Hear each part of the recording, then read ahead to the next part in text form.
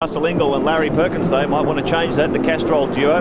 John Faulkner having a very consistent weekend in the Dynapack entry. Stephen Johnson working his way back up the field after a spin in race one. Stephen Richards and Jason Bargwanna round out the top 8. And then Tony Longhurst, who's sitting a little lower in the car now that his wallet's thinner. Marcus Ambrose, Paul Wheel, Paul Radisich, Greg Murphy, Bradley Jones, who got caught up in the first race when Stephen Johnson managed to sort of climb all over him with an error down at turn 3. Cameron McConville and Rodney Forbes is there in 16th. It may not be a championship round, but there's a pretty packed sort of grid here. And that magnificent shot from the chopper in the background down Surfers Paradise Beach, the magnificent esplanade, many hotels. There's the final cars on the grid. Bernard Romano, Morrison Larkham, Stephen Ellery and Glenn Seaton had troubles yesterday. That's put him right down the back, and from the absolute last position after qualifying second is Craig Lowndes. So it could be a real charge on from the Gibson Motorsport forward this afternoon. Well, he did it once from Adelaide, didn't he? Absolutely from the Just back. had a little bit more time. Yeah, marginal sort of, about another 450 kilometres. He can do it in 12 laps today. He is a genius. Call him Houdini. That's right. The luxury that Craig Lowndes has, though, he's not driving the car. He will be driving at Pukekohe, New Zealand in 2 weeks' time.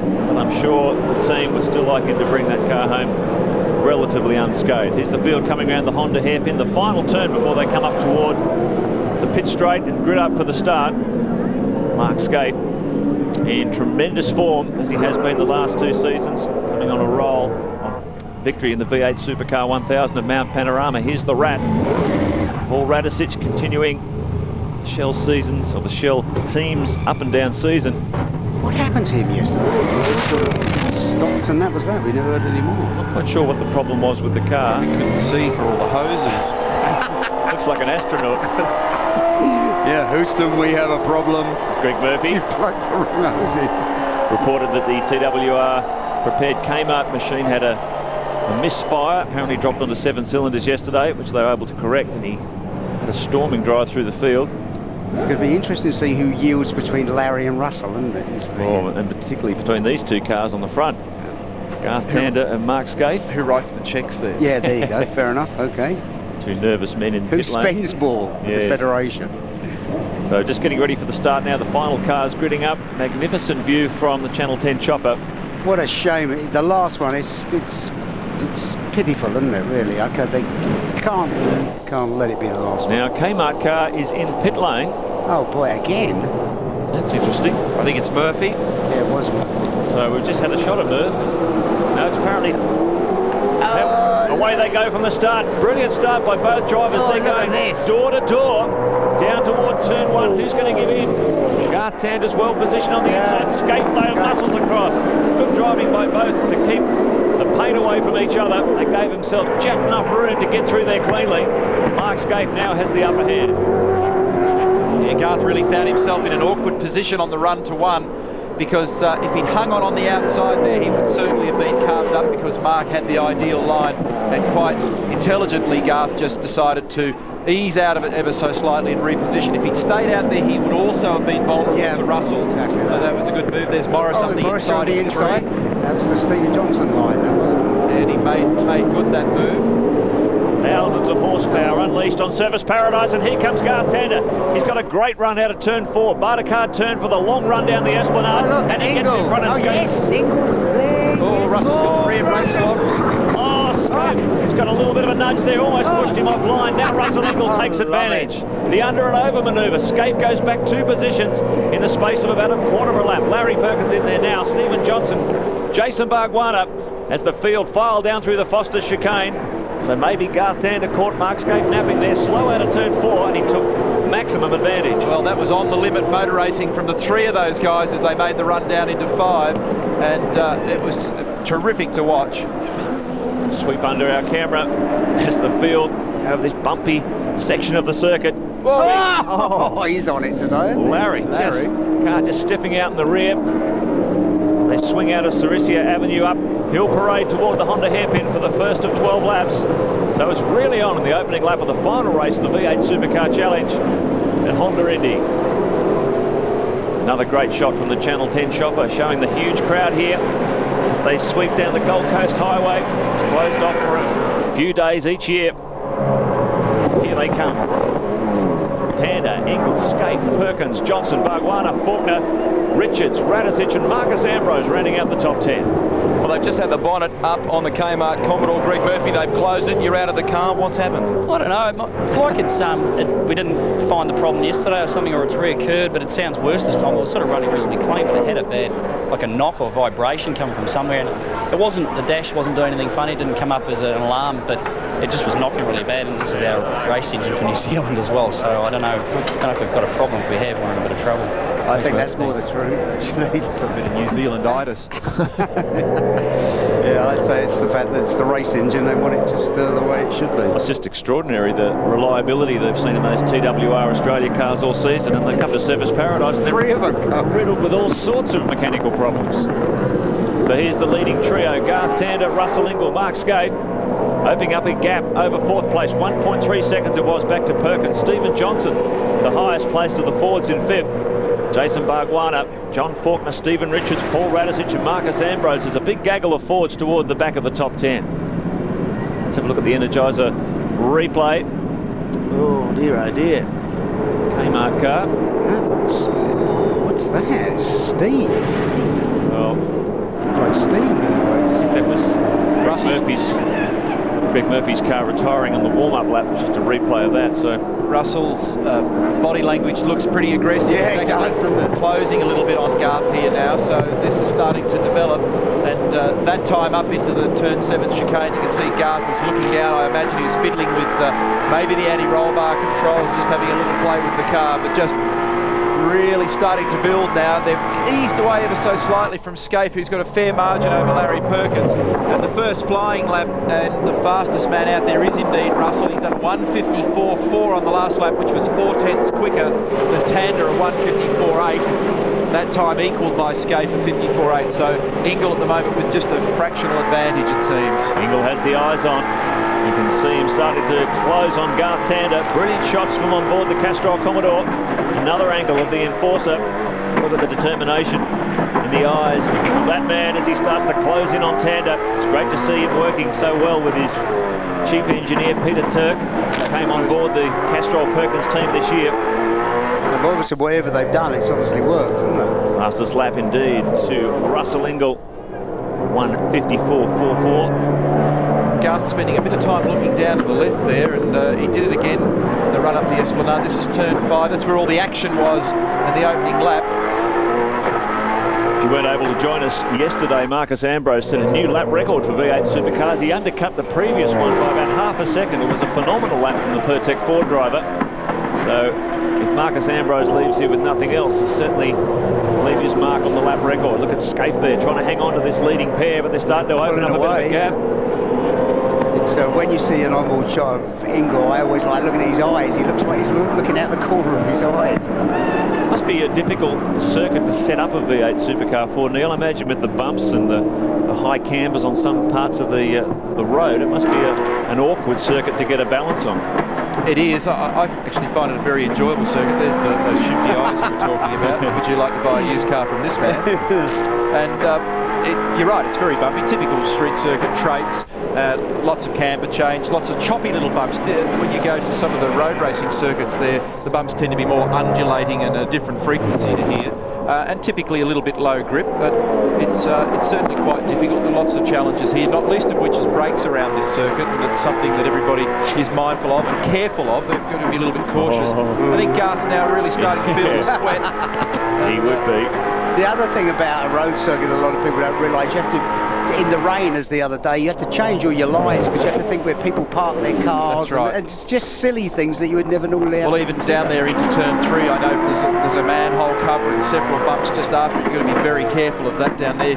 If you've got a lot of brake pressure on at the time you cross the manhole cover, it just instantly locks the front brakes. Once they lock, it'll drag you up into the wall very easily.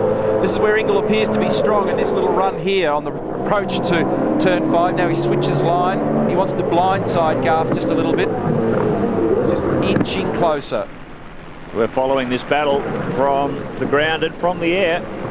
The Channel 10 chopper gives us some great shots there of this battle for the lead between Garth Tander and Russell Ingall. It is a really great circuit to watch on, isn't it? Oh, it's really spectacular. It's a very enjoyable circuit to drive. It's very fast, and you get stuck into the brake pedal, and there is no room for error, and it kind of gets your heart rate up. I mean, all this stuff up here on the northern end of the circuit, you know, it's fabulous. Oh, brake.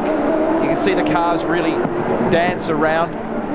All this stuff here is exceptionally blind on the exit side of the corner, so you must commit, and you just hope when you come around the corner there's nobody there. And last year that was ridiculous. We all came around there, and there was about 15 guys having a picnic. Officials are keeping a close eye on the curb hopping. We hear that Anthony Tratt has just been given a black flag for using the curbs too much. So these guys in the front better watch it, because the eagle eyes of the officials are keeping an eye on any transgressions of that rule. And toward the end of this race, when things start to get a bit desperate, tyres are getting a bit spongy and brakes are getting a bit soft, there may be a real temptation to step over those ripple strips. Fastest lap to Scaife now, so Scaife is just putting on maybe... you remember yesterday, the message from the pits was look after your brakes, so maybe he's been doing the same thing today. Well, they're still about a second away from that new lap record set by Marcus Ambrose yesterday. So maybe the hot conditions taking their toll. Let's check it out on the Cellular One race score. Garth Tander, he's got Russell Ingall right on his bumper. Mark Scaife in third, Larry Perkins, Stephen Johnson, Jason Bargwanna, John Faulkner and Stephen Richards. Marcus Ambrose, then Radisich, Wheel, McConville, Brad Jones. This V8 Supercar action will continue on your home of motorsport after the break. Well, it's very warm on the Gold Coast and the action is getting red hot on the streets of Surfers Paradise. Paul Radisich just rejoining the race after a stop-go penalty for curb jumping. And we hear that Jason Bargwanna has also been black flagged for the same offence. So they're really coming down hard, Neil Crompton, on this curb hopping. Yeah, it's and obviously when you're a competitor you feel pretty aggrieved about that, and I'm sure that Paul and Jason and their respective teams are not going to be happy, but I guess they've made a clear ruling on what's acceptable and what's not, and these guys must be stepping over the line. And I must say that over the years most of us have probably given officialdom a bit of a rev about that, so if they're being tough on it now, well, so be it. At least they're being consistent. Well, the officials are being pretty tough on the curb hopping. Dick, your thoughts? They ought to fix the curbs. These cars, you know, it's not that easy to be millimetre perfect, you know, when you're going through double chicanes and things like that. And if it upsets the Indy guys, well, you know, so be it. But, you know, either that they make the curbs better, otherwise, you know, why bother being here, you know? Stephen's car seems to be all right after yesterday. Well, we keep reminding him to stay off the curbs all the time, you know, but it is pretty hard out there, you know. I've been on both ends of the stick and I know what it's like, and it's very frustrating. Thanks, Dick. No worries. Again, it is quite different from on board a V8 Supercar, Neil, because you're sitting quite far back and quite low, and I guess the apexes of the corners aren't quite as clear as they would be to an open-wheel driver. Well, I wasn't at the driver's briefing, so I don't know what the ruling is and what they're finding acceptable. They'll probably be giving them a warning, and then if they've, you know, if they repeatedly do it, you can. I mean, I've seen what happens up there. There's a certain amount of curbing you can use, but if you actually get the car positioned in such a way that you flat across the curb and you actually reduce the amount of bump, you actually do go quicker. So there's arguments in all directions on this one, but at the end of the day, City Hall tends to win. These two guys are starting to slow each other down. They've both done 1 minute 55 laps, Scaife for 54.7, and that's put the Holden Racing team car back into the picture. You can see how much ground he's taken off Ingall. So Tander, Ingall and Scaife bumper to bumper here. Problems. Paul Romano gets a big cheer from the crowd as he smokes them up at turn 3. Paul well out of contention for this one. So there's a great battle going on for the lead. And here's Larry Perkins, Stephen Johnson and Jason Bargwanna. I don't think Bargwanna has yet served his stop-go penalty, but he's certainly been shown the black flag. So he'll be another driver with steam coming out of his ears by the end of this one, as if it's not hot enough in those cars already. So Larry Perkins, this is the battle for 4th, 5th and 6th. I don't think people can appreciate how hot it is in there. It's the hottest At this place, ever been. at this place in particular, it's because of the humidity and street circuits, as you've mentioned before, by definition there tends to be less airflow in the car. There's less breeze down in that little concrete tunnel. So it looks like Bargs is now peeling off. Yep. But one point about this stuff with the black flags, keep in mind that we're seeing, you know, isolated cases of people being black flagged and brought in, and the majority are not getting it. So one thing's for sure, they're not just deciding to pick on people because it's fun. Yeah, I suppose be overstepping the mark. Here's the Paul Romano incident. Oh, that was close. There it is, a typical street circuit style shunt, kind of what happens peak hour on a Friday night in most capital cities. Yeah, we've seen you did that a couple of times. Well, see, this is another example of what I was talking about. You come around a corner and you just have to hope that everything is okay, and sometimes it isn't. 5.6 seconds, the gap back to Larry Perkins and Stephen Johnson. It's now a two-car battle between those two, with Bargwanna peeling off to serve his penalty. Super Cheap Autos Ford, we also hear, has come into pit lane, so Stephen Ellery in trouble as well. And Paul Wheel, car 43, has also received a black flag for curb hopping, so it's starting to become an epidemic toward the end of this one, as we suspected. Marcus Ambrose just had the rears locked up a little bit on the way into 5 then. Maybe if they all get one, then they can all do the stop and then it's all fair. Garth Tander, Russell Ingall, Mark Skate, 5.6 seconds the gap over Perkins and Johnson. It's like a compulsory pit stop then that we had in the championship rounds. Faulkner's having a great run, isn't he? Very consistent. Just behind Stephen Richards and in front of... yeah, it's good going. Well, they needed to some be in front of consistency. Stephen Richards, right? Yeah, they've had a very difficult season. Here's Stephen Ellery. Steve looks Cheap really Autos pleased car. about it. Yeah, not quite sure what's coming. Looks like Well, he was involved in that little thing that happened down turn 3 before, so he may have had some damage as a result of that. Ian Walburn, the team manager there on the headsets, talking to Steve. Don't want to unplug him and get him out of the car until it's absolutely necessary. Well, at least Dynapack again, a good run for their money. It's the first time they've been on the car this weekend, isn't it? Yeah, John Faulkner running the American Stars and Stripes on the bonnet of the car in respect of the victims of the terrorist attacks in New York. So John Faulkner well and truly having a good weekend at Surfers Paradise. He's 6th now in the order. Tander, Ingall, Scaife, Perkins, Johnson. There's a big battle behind them. Stephen Richards, Marcus Ambrose, Cameron McConville, Tony Longhurst fighting his way back into the top 10. Fastest lap of the race still stands with Mark Scaife as Paul Wheel serves his... Oh, that was pretty tight. Whoa, was tight. Serves his stop go penalty. 1:54.2 for Mark, and just a 10th quicker than the fastest lap set by both Tander and Ingall. It's been amazing talking to John Faulkner since he's been running without sponsorship this year. The number of vultures circling around his level 1 franchise. Oh, look at this. And this is Paul Romano on the Energizer replay. Oh, no, I didn't jump the curb. Look at I the think amount of... they don't mind that. What they're not happy about, well, as I understand it from previous events here, when you mow the hats down, that's what they I see, jump right. up and down about. It's not the curb hopping, it's when you just straight line the curbing, Greg. Steve Ellery has just left pit lane. They've replaced the rear guard on the car, the rear bumper on the car. Now, what happened there? He was involved in some contact with Paul Romano, which we saw before. There was too much damage. The team brought him in. They've taken it off. Now, you also noticed when Paul Wheel came down pit lane, there was almost no room to move here at the moment. The 3 lanes that exist in pit lane here are taken up. One of them is being used by the refueling truck, which is currently filling all the tanks for the kart teams for this afternoon. There's a row of support vehicles for the V8s, and there's one remaining lane to try and get a car down. So 2 into 1 makes it pretty tough. 2 laps to go. The battle of the oil companies. Valvoline versus Castrol versus Mobil. They're 1, 2, 3. Victoria Bitter on-car camera with Mark Scaife. You can see he's fought his way back into this battle. Russell Ingall has not been able to find a way around Garth Tander, who's driving a very consistent race on a defensive line. Craig Lowndes has driven a great race to start off the back of the grid. He's up to 14th place, can you believe it? You can see that Mark's looking pretty sweaty in there through that RI helmet, and he's got a cool suit on, which circulates refrigerated water, and so in spite of that... Oh, look at the front of Bernard's car. There's Craig in behind him, and David's got the new aero pack on the front of his Falcon. The new short nose model. Well, Scott Dixon, you're an interested spectator in the V8s here. You had some dramas with your car this morning. Have you got it sorted? Yeah, we had problems the first lap. Sort of after going out, we couldn't get drive to the rear wheels under load, but we found now that it was actually the diff. It stripped gears and things like that. So we've changed rear ends from the T car that we ran this morning, and the T car was fine. So hopefully there should be no problems for the race. You've been having a good close look at the action on the big screen here. You enjoying the V8s? Yeah, for sure. It's definitely very good racing, and was expecting to see a few more crashes, but so the boys are keeping it clean. Good luck this afternoon. Thanks a lot.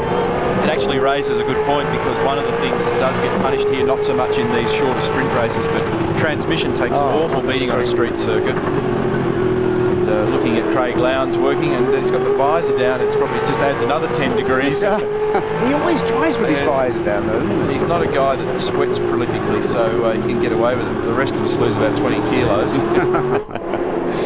This is the battle between David Bernard, Craig Lowndes and Todd Kelly. Bernard's in 13th, which may not sound that impressive, but the car behind him, he's fought his way up there from last place on the grid.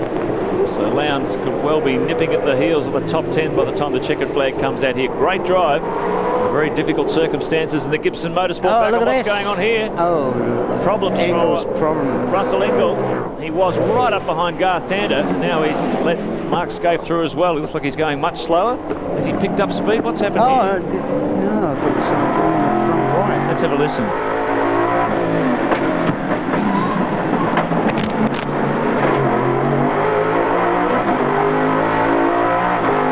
Changed it very early. It's dropped the cylinder. Yeah, sounds It's got no grunt. Yeah. Oh, that sounds awful. It's running on 6 or 7. Yeah. So he's got a How problem much here. has he got in front of Larry? He might catch him, I would say. 6.4 seconds was the gap, so Larry wasn't that far behind. So he's spending a lot of time looking at the mirror. Yeah. Russell's thinking, Yeah. will this V7 do the job? Might even be a V6. Problems here for Russell Ingall. He's got a limp at home now. Yeah, no way he's going to be able to hold that out. As his team boss Larry Perkins closes in behind him, you can see the enforcer looking at his mirrors constantly. He might get away. He's got to make that run down the front straight, but he might get away with it. The stuff up around the top is not sort of massively quick and requiring a ton of horsepower. He's got a little margin. Yeah, at least I'm sure Larry'd appreciate if he weaved in front of him. not very much. Do some enforcing on the boss, Russell. So here comes Garth Tander. He's withstood all challenges so far. Great drive, Tander. And we're back between the battle between these two. Whoever wins this race is going to be crowned overall V8 Supercar champion. Check a flag and It's true, in about time. Yeah, and it's very good for the Gary Rogers Motorsport team, because Russell does it. yeah, he hangs on. So that was an excellent performance for Garth and all of his guys. It's a good shot in the arm for them, because they needed it, didn't they? everyone gets on your back and it just drags the thing down. So that's excellent. Well Certainly done. needed a lift. So well done, Garth Tander. He's stolen the crown, if you like, from Paul Radicic, who has reigned supreme here the last couple of seasons in the Shell Helix Ford. Now it goes to a new man, Garth Tander, in the Valvoline Cummins Commodore. As Neil Crompton said, a great lift for the Gary Rogers Motorsport team, which have had a very lacklustre season after hounding Holden Racing Team all the way to the Shell Series Championship last year. Garth Tander takes the cheers of the crowd, and so he should. Tremendous drive from the youngster. Mark Scaife in second. And Russell Ingall, fortunately, was able to hang on for third place. That's the way they finished in the top three. Larry Perkins was fourth. Stephen Johnson was fifth. John Faulkner, nice consistent weekend. Stephen Richards and Marcus Ambrose made it into the top 8. Then McConville, Longhurst, Jones, Larkham, Lowndes up to 13th. We're counting down to the Honda Indy 300. Stay with us for more on your home of motorsport.